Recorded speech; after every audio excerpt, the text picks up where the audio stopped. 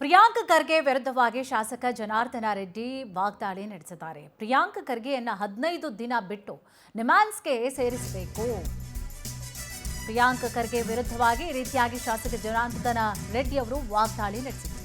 ಪ್ರಿಯಾಂಕ್ ಖರ್ಗೆ ಅವರನ್ನ 15 ದಿನ ಬಿಟ್ಟು ನಿಮ್ಹಾನ್ಸ್ಗೆ ಸೇರಿಸಬೇಕು.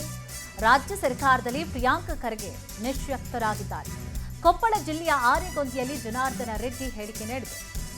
ಗೃಹ ಸಚಿವರಾಗಿ ಪ್ರಿಯಾಂಕ್ ಖರ್ಗೆ ಚೆನ್ನಾಗಿ ಕೆಲಸ ಮಾಡಬೇಕು, ಆದರೆ ಅವರು ದಿನನಿತ್ಯ ಆರ್ಎಸ್ಎಸ್ ಬಗ್ಗೆ ಮಾತನಾಡ್ತಾ ಇದ್ದಾರೆ. ಪ್ರಿಯಾಂಕ್ ಖರ್ಗೆ ವಿರುದ್ಧ ಈ ರೀತಿಯಾಗಿ ಶಾಸಕ ಜನಾರ್ದನ ರೆಡ್ಡಿ ವಾಗ್ದಾಳಿ ನಡೆಸಿದರು.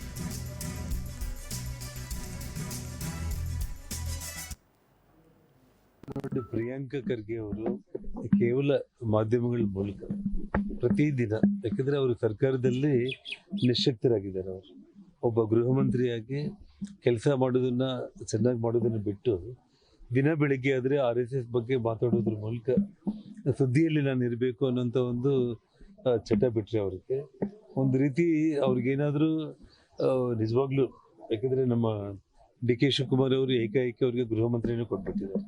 ತುಂಬ ಜವಾಬ್ದಾರಿಯುತ ಮಂತ್ರಿ ಸ್ಥಾನ ಅದು. ಸ್ವಲ್ಪ ನಾನೇನಂತಂದರೆ ಅವರಿಗೆ ಒಂದು 15 ದಿನ ಬಿಡುವನ್ನು ಕೊಟ್ಟು ನಮ್ಮ ಬೆಂಗಳೂರಲ್ಲಿ ನಿಮ್ಹಾನ್ಸ್ ಹಾಸ್ಪಿಟಲ್ನಲ್ಲಿ ಪ್ರಿಯಾಂಕ ಖರ್ಗೆ ಅವ್ರನ್ನ ಅಡ್ಮಿಟ್ ಮಾಡಿಸಿ ಅವ್ರಿಗೇನಾದರೂ ತಲೆ ಸರಿಯಾಗಿದೆನಾ ಇಲ್ಲನ ಅನ್ನೋದನ್ನು ನೋಡಿದ್ರೆ ಗೊತ್ತಾಗುತ್ತೆ.